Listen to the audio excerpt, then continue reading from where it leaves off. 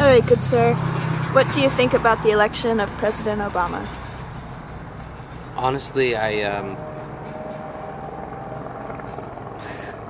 hadn't had an alcoholic beverage in 6 months, and the day after he was inaugurated was my first drink, and it was taken in celebration for hopes of a better America. That's pretty good. Do you think the election of President Obama has a direct impact on your life? Right now, not necessarily. He has politically, he has been promising a whole lot of things, and I don't want to say that he hasn't accomplished anything, because he's gotten the ball rolling on a lot on healthcare and trying to get the troops out of where they don't belong, and moving the focus away from other nations and our power and presence around the world back to home where we need it. And I felt like with Bush and Bush previous, Bush Sr., that there were so many things he was focusing on in other nations that we were completely distracted from issues that we had in our own country that we needed to address and take care of. But I completely support his healthcare plan. And then, I guess as a sort of a catch-22, I like the fact that we have a black man in office, if that's not PC, African American, whatever. I really do enjoy that, because I live in Baltimore City. I'm friends with a lot of African Americans, and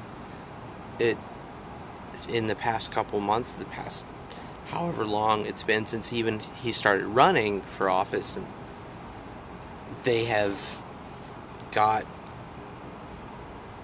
the community, as far as I've talked to them, and the bottoms and the ghettos here, those communities have, not because of what he's done, just because of his presence and him as a figurehead, have felt more addressed, like a part of the American community. But then I don't. You asked the wrong person. I don't want to rant and rave, but I could all night. Then there's a catch-22, and there are a lot of people that are abusing that. Yeah. Well, that's what an interview is for, so you can say all you want to say. But let's try the next question. What impact do you think the election of Obama will have on urban areas in the United States, particularly on housing?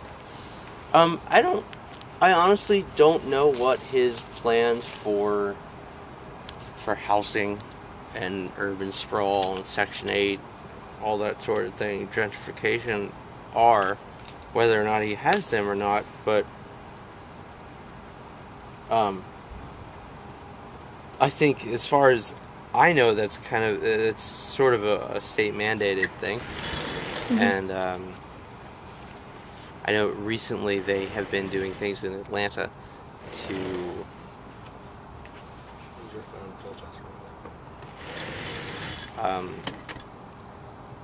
doing things in Atlanta. They're doing things in Atlanta to provide otherwise Section 8 or low-income housing I totally lost my train of thought when Jay came through the door. What were we talking about? Oh, housing and how you think it's a state legislative issue. It is. It's state mandated. I'm not sure if the federal government and Obama himself can really do anything about it. But I guess without long-winded explanation, I have heard on public radio that there are places locally and around the country that are trying to fix the public housing situation and whatnot. And speaking from Baltimore's standpoint, gentrification here is it's awful. It's terrible. We're not doing anything positive, and I don't think, unfortunately, I do not think Obama has any power with that. You know, don't think he has interesting. any say. I'm sorry to break into your interview, but I feel like he's only one section of a three-part government, of a three-part top part of the government, the executive, or the sorry, I can't think of it right now. Federal branch. Yeah.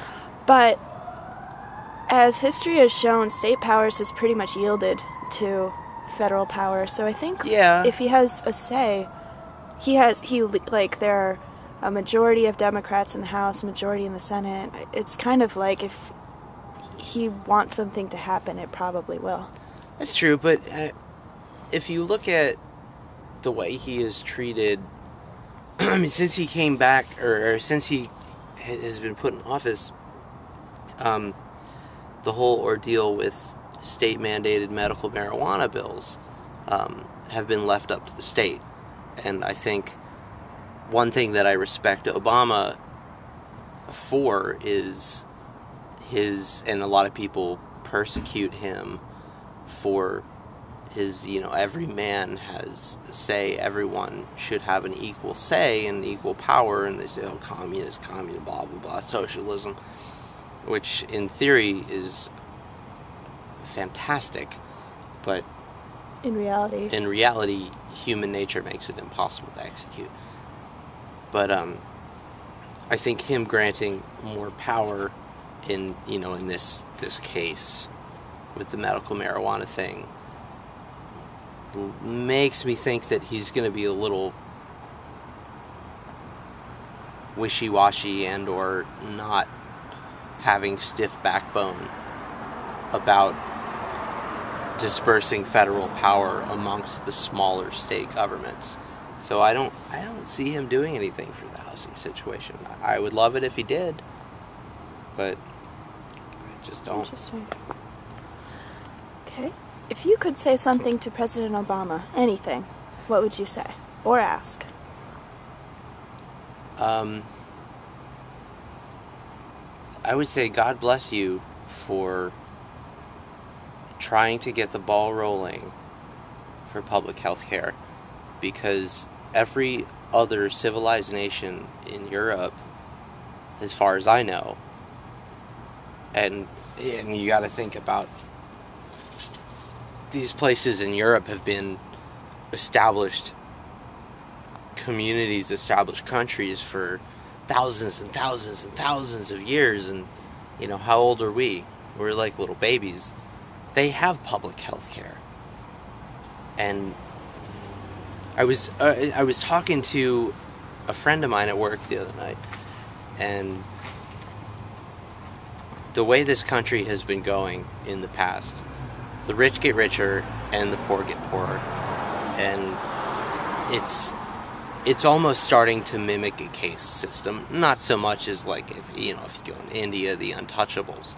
It's not that drastic, but there needs to be something to bring everyone in the country together and give them an equal right or an equal opportunity. And I think that public health care is something that is really, really important for that, and it will serve as sort of a basis to get this equality movement going, which I think is a beautiful thing. Okay, thank you very much. Welcome.